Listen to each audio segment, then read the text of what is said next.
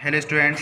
सो आज हम पढ़ेंगे chapter 2 colonial rule in India. So student chapter first में मैंने आपको बताया था, ठीक है, ब्रिटिश वगैरह के बारे में, कैसे वो आते हैं, ट्रेड करते हैं। आज हम उनके रूल्स वगैरह के बारे में पढ़ेंगे, ठीक है, कि क्या उनका एम था, ठीक है, क्या क्या हुआ उस टाइम पे।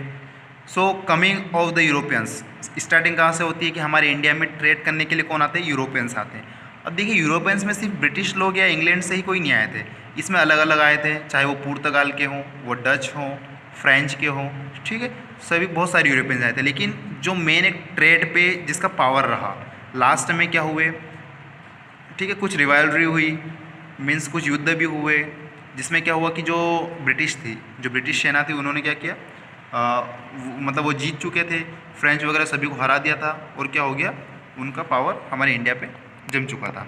सो स्टार्टिंग करेंगे trade with India. In search of sea routes towards the east, several western power like British, French, Dutch and the Portuguese started sea voyages. They naturally become rivals of each other. देखिए students, क्या होता है कि जो Europeans थे, उन्होंने क्या किया कि मतलब सर्च करना चालू किया ट्रेड करने के लिए। तो ईस्ट की तरफ जब आते हैं तो इंडिया में उन्होंने अपना जो बिजनेस था या ट्रेड था उसको जमाने के लिए बहुत सारे यूरोपियंस आए थे, जिसमें ब्रिटिश, फ्रेंच और डच, पुर्तगाल, ठीक है, जो पुर्तगाल के लोग थे उन्हें पुर्तगीज़ कहा गया है। ओके, तो इनके बीच में क्या हुआ कि बहुत सारे युद्ध भी हुए, राइवल्स भी हुए, ठीक है, क्योंकि एक दूसरे को मात देना चाहते थे ताकि ट्रेड के ऊपर इनका क्या हो जाए, एक तरीके से मोनोपोली हो जाए। ओके, इसमें सबसे अधिक जो पावरफुल था वो कौन था? ब्रिटिश थे। तो उन्होंने सभी को हरा दिया और कितने नियरली 200 ईयर्स तक रूल्ड, ठीक है, मतलब अपना शासन किया हमारे इंडिया पे।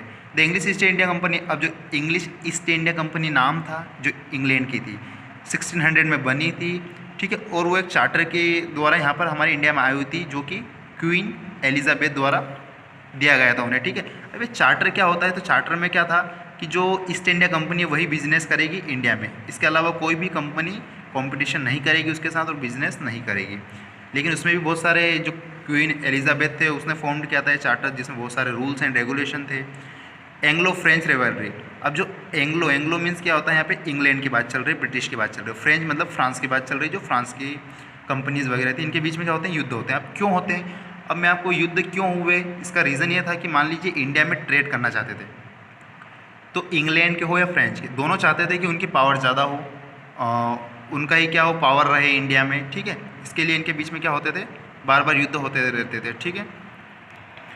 सो ये जो एंग्लो फ्रेंच रिवलरी होते हैं, कहाँ पर इनको एक और वॉर के नाम से जाना जाता है, जिसे क्या कहा जाता है? कर्नाटक की वॉर्स, ठीक है। ये इनके बीच में वार हुए थे, तो जो कर्नाटक था उसको लेकर भी बहुत सारे इनके बीच में वार हुए हैं, तो इसे इन्हें क्या कहा गया है? कर्नाटक की वॉर्स कहा गया है। क्यों ऐसा क्यों होता है? क्योंकि ये दोनों चाहते थे कि नहीं, जो इंडिया की पॉलिटिक्स है, जो इंडिया की पॉलिटी उस पर किसका हो? अधिकार हो, इनका इंग्लैंड का, और फ्रांस चाहती थी कि उनका हो। जो पॉलिटिक्स चलती है, मतलब एक तरीके से कि इंडिया हमारे अंडर में रहे, ठीक है। तो जो ये इंग्लैंड और फ्रांस थे, ये क्या कर्नाटक में चाहते थे कि नहीं, अपनी राजा बनाए, एक इंग्लैंड वाले चाहते थे कि हम अपना राजा बनाएं, इसलिए इनके बीच में युद्ध होते रहते थे। इंग्लिश ईस्ट इंडिया कंपनी, अब जो इंग्लिश ईस्ट इंडिया कंपनी है वो क्या करते थे? ट्रेड के लिए जो मुग़ल एम्पायर थे उस टाइम पे हमारे इंडिया में मुग़ल का राज्य था, ठीक है, जैसे औरंगज़ेब वगैरह हो गए, तो ये क्या करना चाहते थे? उनसे परमिशन लेना चाहते थे ट्रेड के लिए, व्यापार के लिए। तो क्या होता है कि 1608 में सबसे फर्स्ट में कौन आया था?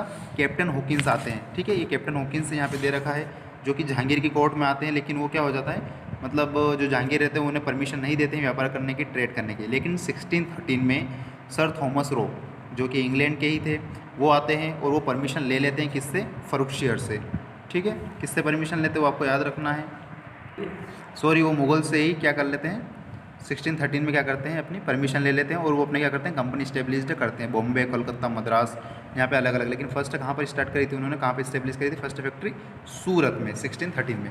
फिर जो इंग्लैंड के थे उन्होंने क्या, बहुत सारी कंपनीज, सॉरी, अलग अलग फैक्ट्री अपने लोकेशन की, जो मसूलीपट्टनम में थी, पटना में थी, ढाका में थी, बिहार हो गया, मद्रास हो गए, बॉम्बे हो गए, कलकत्ता हो गए, ऐसे करके अलग अलग जगह पर, ठीक है। ये आपको मैप दिखाया गया है, ठीक है। मैप में आपको देखना है कौन सा कहाँ पर है और कब कब सिचुएटेड है, सब कुछ आपको बताया गया है। Now the British received special privileges from the Mughal empire in the form of two following farmans. देखिए, जो ब्रिटिश ब्रिटिशर्स थे उन्हें क्या है कि जो मुगल एम्पायर थे उनकी तरफ से तोहफा मिला था, एक तरीके से आप बोल सकते हो फरमान मिले थे। दो अलग अलग तरह के फरमान कैसे थे, तो 1691 में औरंगजेब के द्वारा मिला था और 1717 में फर्रुख शेर के द्वारा मिला था। अब फरमान का मतलब आप सोच सकते हो एक तरीके से क्या है कि पुरस्कार कह सकते हैं हम, ठीक है। क्या मिला था कि ये मिला था कि आप मतलब बिना कस्टम ड्यूटी के क्या कर सकते हो, ट्रेड कर सकते हो इंडिया में, जो कि बंगाल का एरिया हो और गुजरात डेक्कन का एरिया हो। 1691 में बंगाल के एरिया में और 1717 में गुजरात के एरिया में। Acquisition of territories in India, territories के बारे में देख लेते हैं। The ever growing territories ambition of the British led the to wage war against the India rulers. The first of such conquest began with Bengal and the spread over the conquest of Mysore and the Maratha. अब क्या होता है कि इनके साथ भी जो British वगैरह थे इनके साथ भी क्या हो जाते हैं, युद्ध चालू हो जाते हैं, चाहे मद्रास हो, बंगाल हो, मैसूर हो, ठीक है। तो हम अब आगे बढ़ेंगे कैसे क्या युद्ध होते हैं और क्या इनकी स्ट्रेटजी रहती है।